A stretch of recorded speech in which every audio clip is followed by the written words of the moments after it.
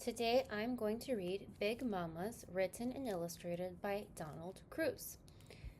This book is about a boy and his family that goes and visits their grandmother every year, and they call her Big Mama.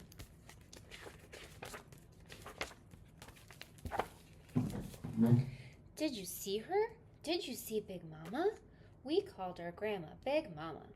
Not that she was big, but she was Mama's mama. Every summer we went to see her mama, my sisters, my brother, and me. Daddy had to work. He'd come later. It took 3 days and 2 nights on the train. Now we were nearly there. He calls his grandma, Big Mama. I wonder, what do you call your grandma? Cottondale, Cottondale.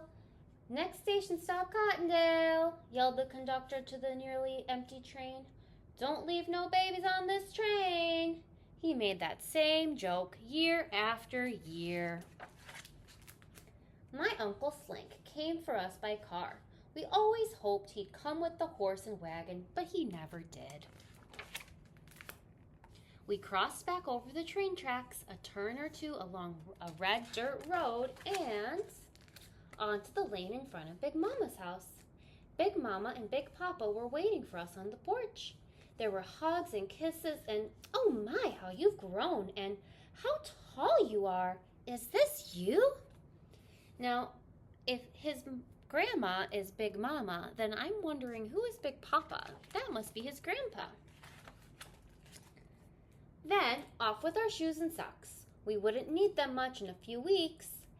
Now to see that nothing had changed. In the hall, the sewing machine, you had to pedal like a bicycle, the clock over the fireplace, the wind-up record player, the kerosene lamps, and the Sears Roebuck's catalogs. Our room, my brother and mine, and Uncle Slank's. Across the hall, the room where my sisters and Mama slept. Next to it, Big Mama and Big Papa's room. Then to the back porch. Off the porch were 3 rooms. The tiny extra room, no bigger than the bed in it. None of us wanted to sleep there alone. The dining room with a big round table and chairs, and next to it the kitchen. On the porch was the washstand, where we washed our hands, faces, and feet. At the end of the porch was the well. Don't fall in, we were told every year. No one ever did. Look, that's their grandmother's house.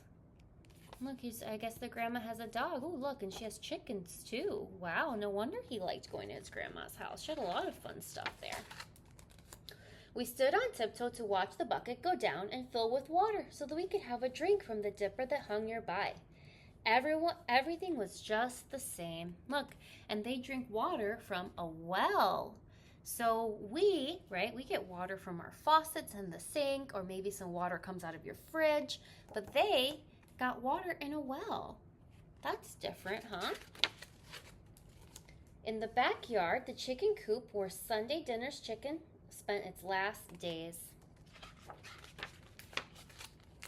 Behind the shed full of old stuff was the outhouse. Okay now, but scary in the dark. We stopped for a drink at the pump. We ran past the pear tree where the turkeys roosted at night. Under the tractor in front of the tool shed was a good place to look for nests with eggs in them. Next to the tool shed was a huge empty pot for making syrup from sugarcane juice. I dug some worms from the big pile of cane pulp. Wigglers were the best kind for fishing. I chose a pole. The barn was another place to look for eggs. Onto the stable to see Nancy and Maud. Maud was friendly, but Nancy was a biter. Look, Nancy and Maud, those are the horses. That's their names.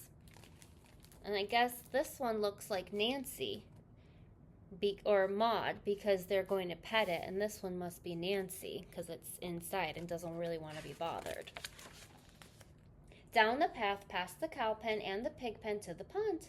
The flat-bottomed boat was still there, plenty of water for fishing and swimming every year. Everything just as it should be. A fish, I got one, I yelled. Woo, woo, the train whistled. Dinner time. They do so much fun stuff at their grandma's house. They go fishing, they drink from the well, and look at their beautiful family for dinner. Everything sitting around the table that filled the room. Big Mama, Big Papa, Uncle Slang, our cousins from down the road, and all of us. We talked about what we did last year. We talked about what we were going to do this year. We talked so much we hardly had time to eat. They're having so much fun with their family. I wonder, what do you like to do with your family? He likes to eat dinner with his family and go fishing and go to the well. I wonder what you like to do with your family. The night was jet black except for millions of stars. We could hardly sleep thinking about things to come. Some nights, even now, I think that I might wake up in the morning and be at Big Mama's with the whole summer ahead of me.